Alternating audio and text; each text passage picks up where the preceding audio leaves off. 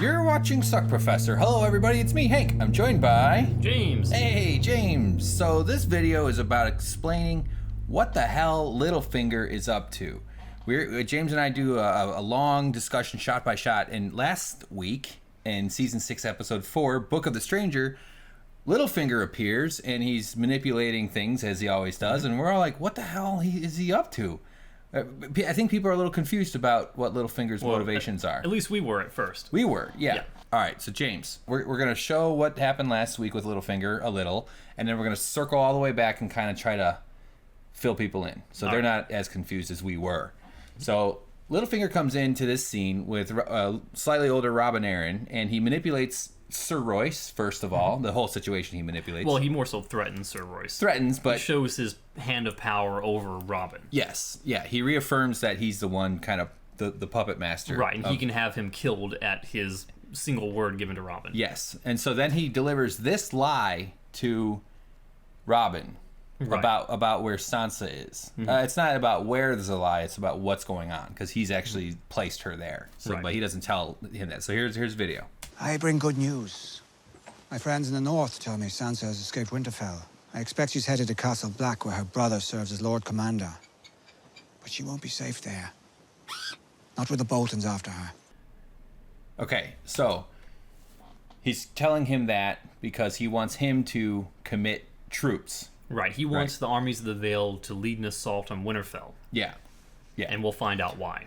Yes, and as we know, Littlefinger doesn't come from like an armied house, so he needs to find his own army, basically, as he's been manipulating everybody throughout this whole show. Yeah, even as a child, he came from a place where he had a title but no power. He was given authority over Harrenhal, which is more so title, no power. Yeah. So he needs some sort of force in order to orchestrate the plans that he's set in motion. Yeah, he's always been kind of around the rich people, you know, as a kid. Like he got to hang out and have a crush on the cool chicks, the Tullys. Yes, yeah, the Tullys. Catelyn and Lysa. So, all right, so then he tells him this BS, and then he waits for Robin to tell him what he wants to hear. It's kind of a funny scene because you watch Littlefinger kind of nod his head.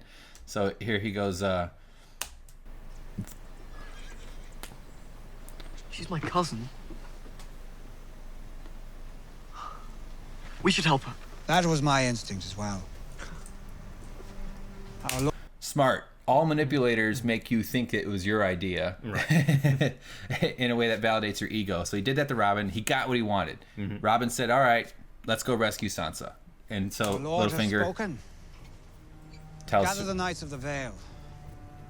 The time has come to join the fray. Yes, sweet. Boom. Now, what the hell, though? Why is he up? What's he up to? Yeah, what does he stand to gain from this? Yeah. So now we jump all the way back to Season 1, Episode 7, called You Win or You Die. This is a famous scene because it's a porno. Now we're in Littlefinger's brothel in King's Landing with Roz, the famous. She's probably the most popular. At least she's one of my. She's captured my heart and other organs of my body. We can't really show this. I'm going to blur out it, so this isn't it. But it's a scene where there's two women lesbianing it up while he does exposition. But this is a very revealing thing here. Right. This is a line that he gives that kind of shows his entire motivations, and I think he drops it in this part because he doesn't see these people as threats. He probably doesn't even see them as people, period. Yeah, that's probably true. He just sees them as tools to manipulate for his goals. So, so he says... And what do you want? Oh, everything, my dear. Everything there is. Everything there is. That really sets the tone for his character throughout the rest of the series. That's what he's been going for. Right. Now, that's not the end of our case here in this video. We're not just saying, oh, look what he said. That's the opening. Yeah, that's the opening. So he's power hungry, and he's willing to do anything he can to get it. So now we jump ahead to Season 5. A lot happened between Season 1 and Season 5. He was involved in much of it. You know, all the kinds of different power moves and politics and negotiating and all that other stuff. So, but this is important because this is where he has gotten Sansa into his fold. I mean, she's been with him for a while. They were at the Vale. All kinds of nutty shit happened there. But how did he get Sansa? He does a very, very terrible thing. Well, terrible in terms of the Lannisters family, but he offs Joffrey. Yeah, he kills Joffrey. So he was part of he he colluded with the Queen of Thorns, Olenna, right, to kill Joffrey.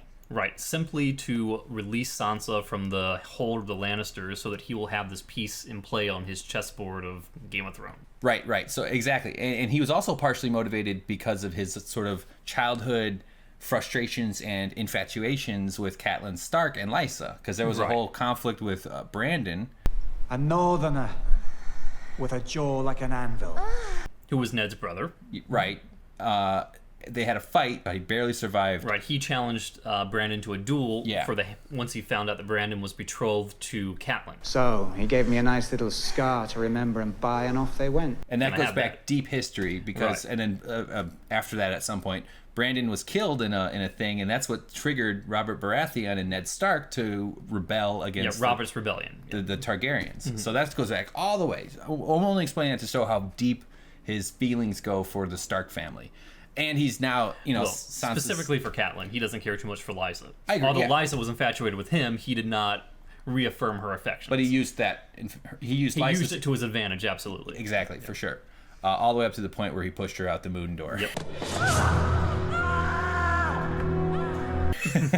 So, all right. So anyway, now he's taken Sansa north under the pretense that he's going to be married off to somebody. I don't quite recall who exactly it is. It's not that important for this, but this is the moment where she finds out that it's not exactly what she thought. He lets her know that he actually brought her up here because he wants her to marry Ramsay. Right? Now he's not going to force her. Well, he does through manipulation. He basically gives her an option, but in reality leaves her with no option. Yes. So this is the part where she just kind of figured it out and she's responding with anger. So here's what she says. Can't make me. I will starve myself. I will die before I have to go there. I won't force you to do anything. Yeah, so that's it's him, reassuring her, but that's manipulating her. Oh, absolutely. He tries to embolden her to make her think that she's making a choice in her own will, that she's taking action, that she's going to do something that benefits herself and her family's name, when in reality she's nothing more than a pawn in his game once more. Exactly. And he does that with what he tells her now. We don't show the entire thing. We don't want to play too long clips with this because YouTube content ID can mess this up. But anyway, so he tells her, this is a way for you to avenge your family, and if otherwise you're going to be a victim your whole life. You're going to always be on the sidelines, and you're going to be abused, and you're going to be victimized. So he uses her love for her family to get her to do what she wants. So he tells her this. You loved your family. Avenge them.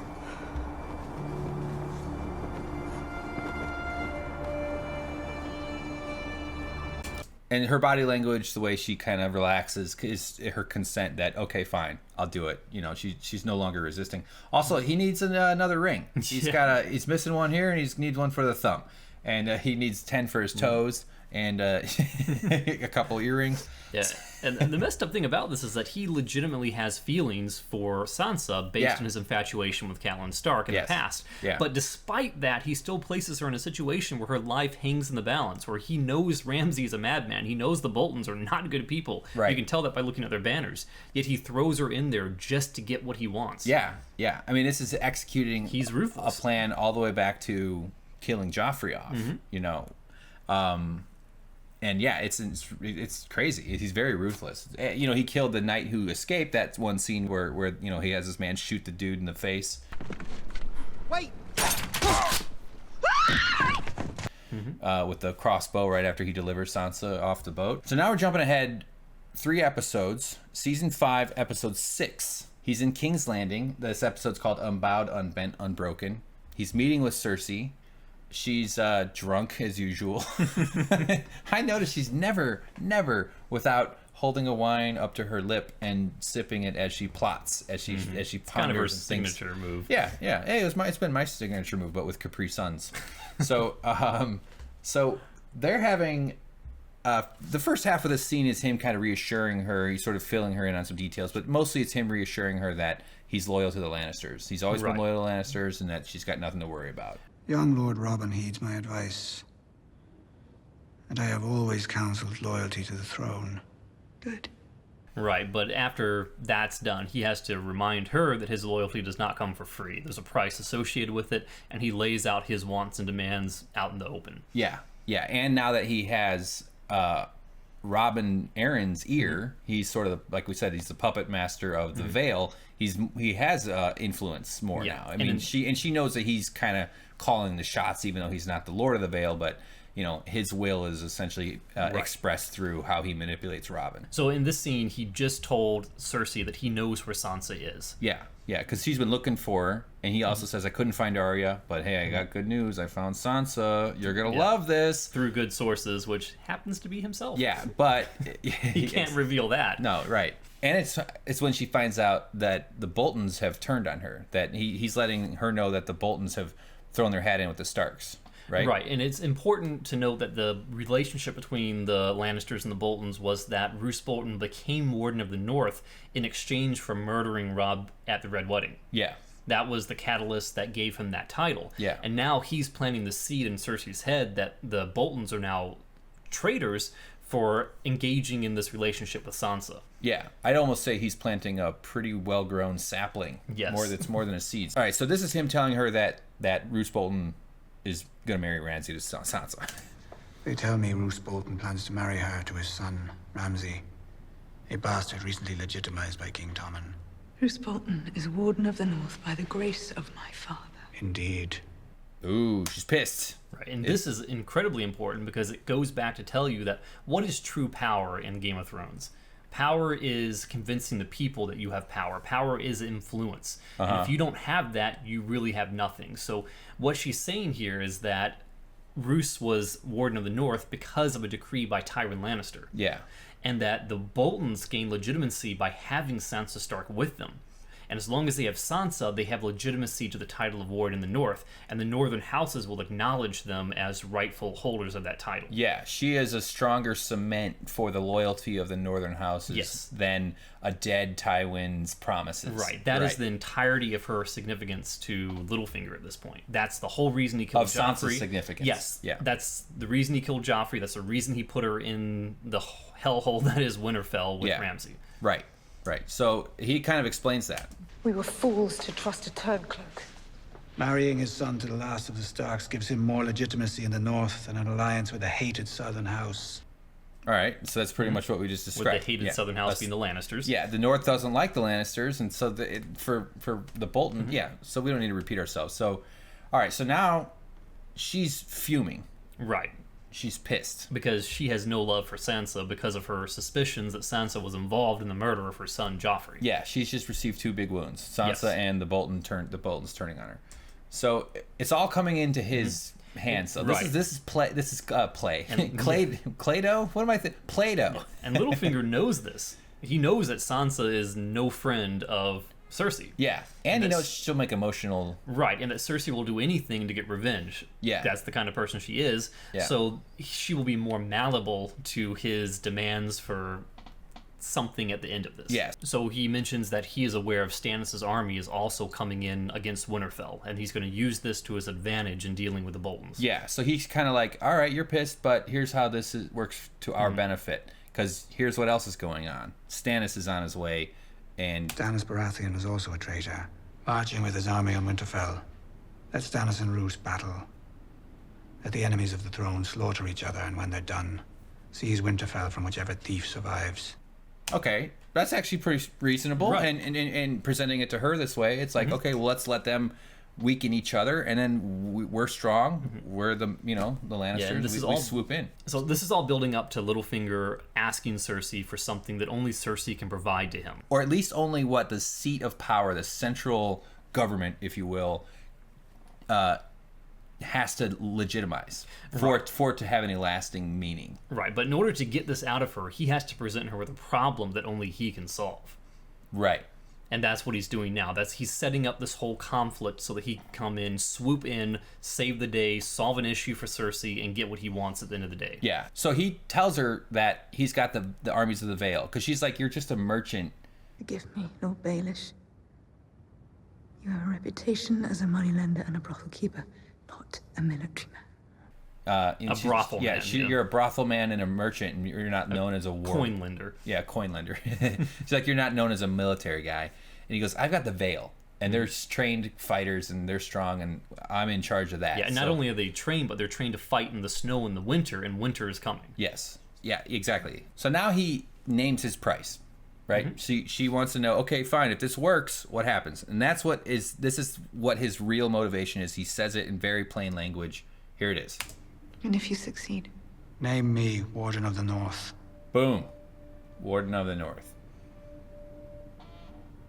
I'll speak to the king this evening. All right. Well, she pulls a fast one and names him Dog Warden of the North. Yeah. So she gives him a collar and on a stick and says, "Go catch some dogs." Yep. So that's it.